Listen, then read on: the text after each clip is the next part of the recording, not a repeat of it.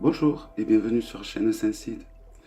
Donc pour cette vidéo un peu spéciale, je vais vous présenter, excusez-moi je suis un petit peu enroué, je vais vous présenter une divination qui s'effectue avec des pierres.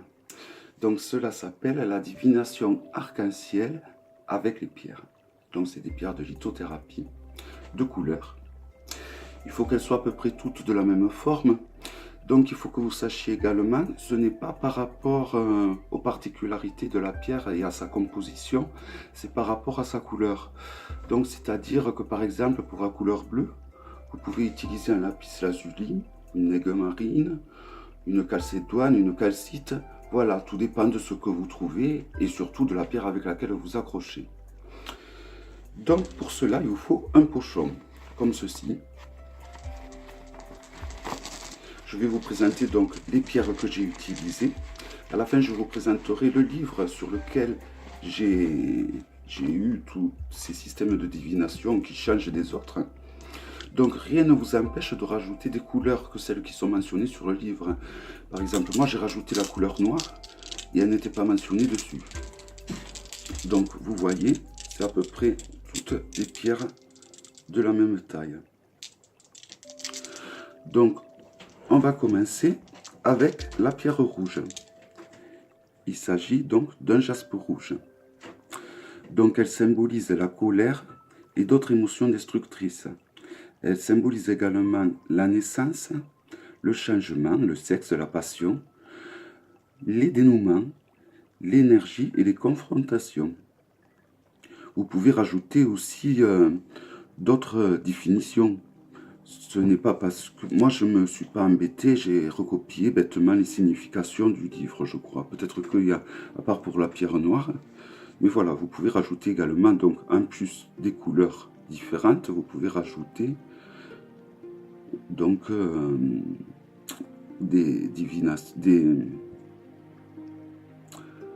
vous pouvez rajouter donc d'autres symboliques et d'autres significations pour la pierre.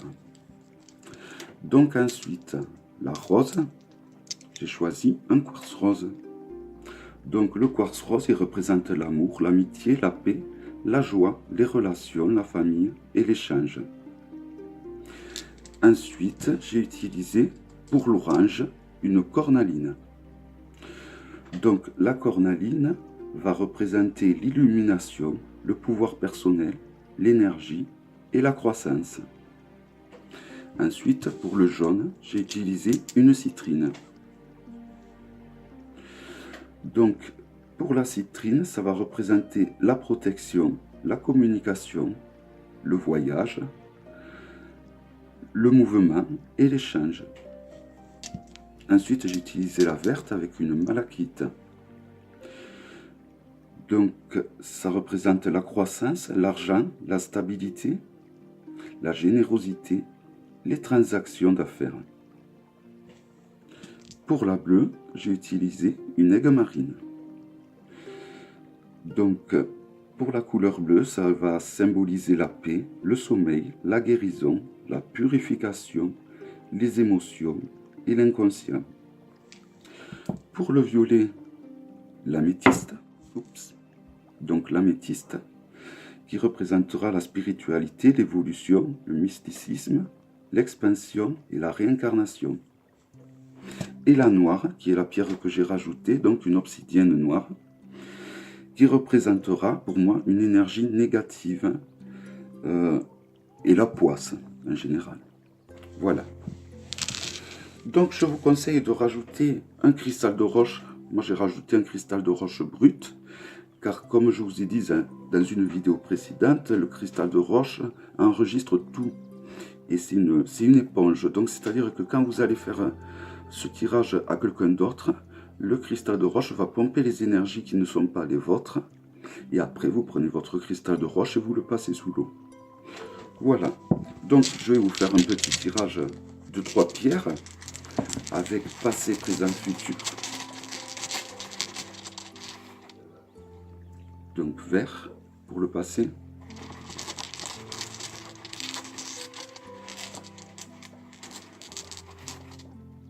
Noir pour le présent.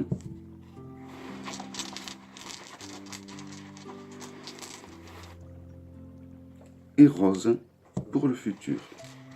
Donc vous allez peut-être pas me croire, hier j'ai fait un petit test de cette vidéo et j'ai pratiquement tiré les mêmes significations au niveau des pierres. Donc comme quoi, il n'y a pas de hasard. Donc la couleur verte, on a dit qu'elle a symbolisé la croissance, l'argent, la stabilité, la santé, la fécondité et les transactions d'affaires. Donc moi, ça va me faire penser à la santé. Donc ça représente le passé, car j'ai par le passé attrapé une maladie orpheline assez grave qui m'oblige à prendre un traitement assez lourd. Donc ça représente le passé, parce que pour le passé, on n'avait pas encore détecté cette maladie. Et donc je souffrais beaucoup. Et donc je pense que ça représente la santé au niveau du passé.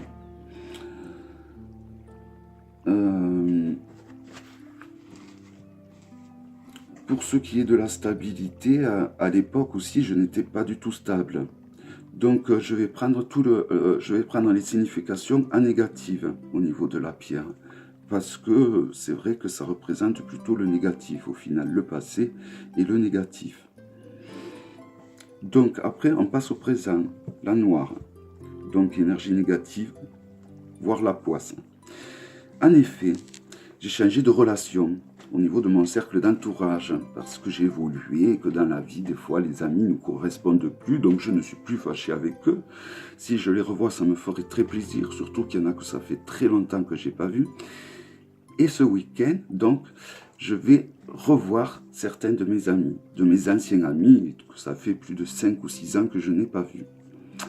Donc, la pierre noire dans le présent. Donc, je pense que ça ne va pas bien se passer. Que ça ne va pas bien se passer dans le sens où je vais être déçu et je risque sûrement de me rendre compte que j'ai eu raison de changer de cercle d'amis, même si ça m'a un petit peu broyé le cœur, quoi, parce que bon, c'est des amis que j'avais depuis très très longtemps. Certains, ça faisait plus de 20 ans d'amitié. Donc je pense que bon, je veux faire un test et réessayer et le test ne va pas être concluant. Et donc pour le futur, le rose, qui symbolise l'amour, l'amitié, la joie, les relations, la famille et l'échange. Donc en effet, je pense qu'avec ce rose, ça confirme que je suis sur la bonne voie avec mes nouvelles relations, avec mes nouvelles activités comme la tarologie et la lithothérapie. Avant j'étais DJ et je mixais. Et voilà, donc je pense que c'est tout en adéquation avec tout ce que je vis, voilà. Voilà, c'était la divination arc-en-ciel avec les pierres.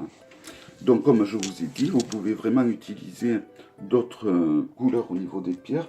Moi je vais rajouter la couleur marron, je pense. Donc la couleur marron, je vais prendre un œil de tigre. Donc je vais voir au niveau des correspondances ce que ça vaut.